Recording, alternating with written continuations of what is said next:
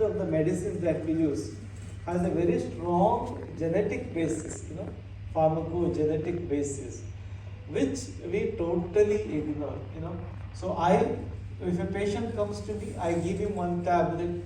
Next time I say, doctor, that tablet doesn't work. I change the tablet, I give him a new tablet. He says, I took this tablet is very bad, it's made me very drowsy, very sleepy. I changed to the third tablet. I don't know why, what has happened. Why? Because there's no personalized medicine here in the decisions that I make. So, whenever we prescribe anything, whenever we give to any patient, there are 3 levels of prescription. Okay, it's very important to know that. The first level is at the person level.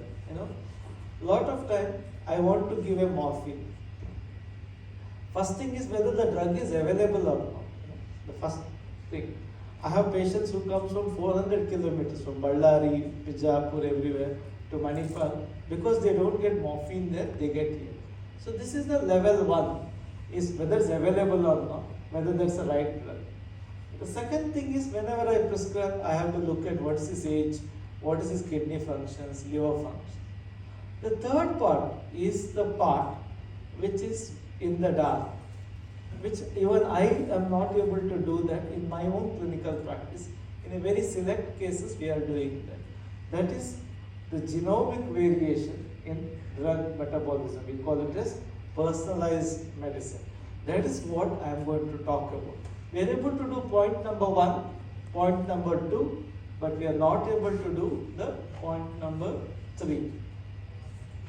So what is pharmacogenetics? Is to study how genetic variations affects the disposition of the drugs, metabolism, transport, safety, efficacy, everything. So what is my role here? My role is that if I am giving a tablet, that should be maximally effective, minimum side effects, correct? And I should know who will benefit, who will not benefit, correct? So right now, a lot of patients with cancer are there, especially lung cancer patients. They send one tissue to an expert like sir, who will do a genetic analysis and predict, okay, this chemotherapy drug will work in this person. Okay. Now one drug may be costing in lakhs. If we don't know whether it works or not, then we cannot prescribe a drug. So this is the one work that you would help us, help people like me in doing this work, to predict which patient will respond to which drug, and that's how you develop new drugs. So it's very important to get that angle of precision medicine, isn't it? So this is an area which is unexplored, so which we need to explore more and more, and lot of them are SNPs, single nucleotide polymorphisms. So why we should know about personalized prescribing? So there is a lot of variation in response to treatment and response to toxicity. So I am focusing on opioids because that's where I am coming from and that's where is my area of interest is. So I will talk about few things related to the opioids only.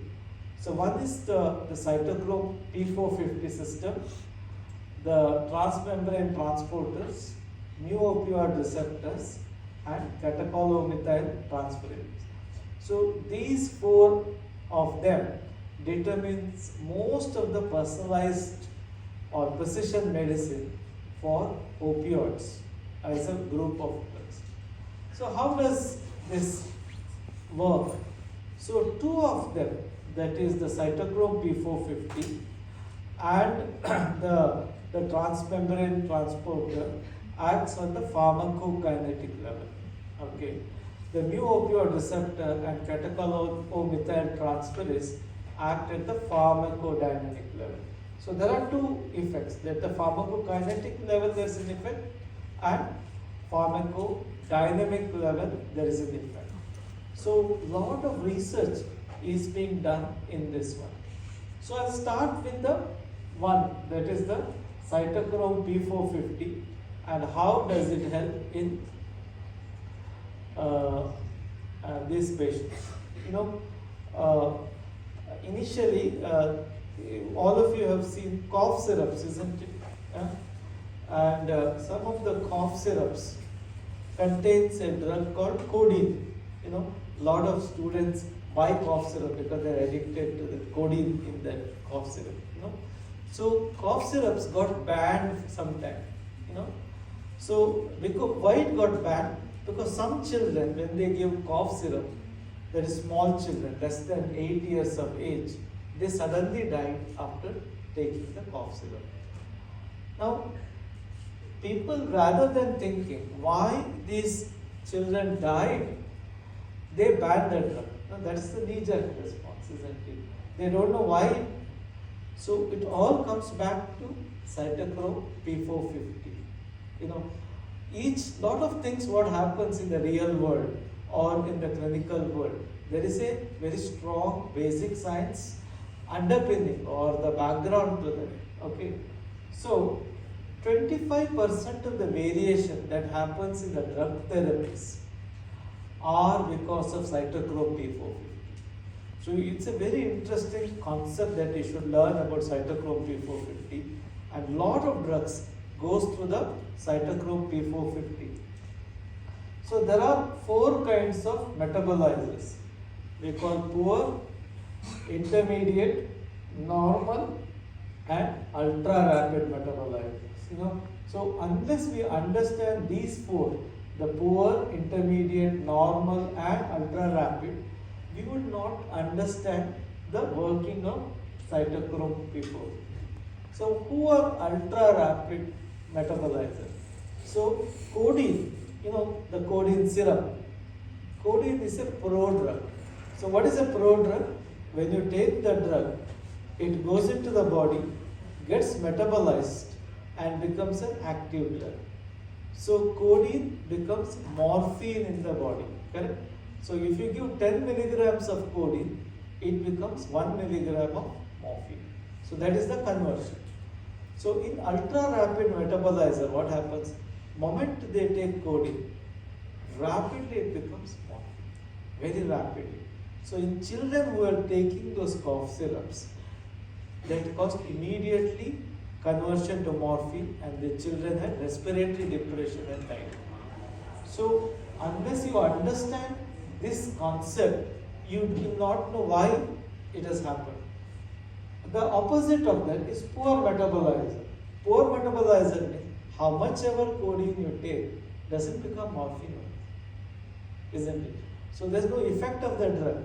Neither it causes suppression of cough, neither it relieves pain, neither it causes any of these effects. So they're the other side of the spectrum. So knowing who is very important. So who is an ultra rapid metabolizer? Who is a poor metabolizer?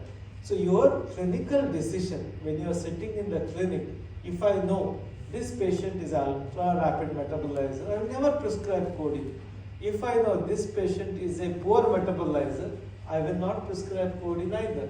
So knowing this is very important.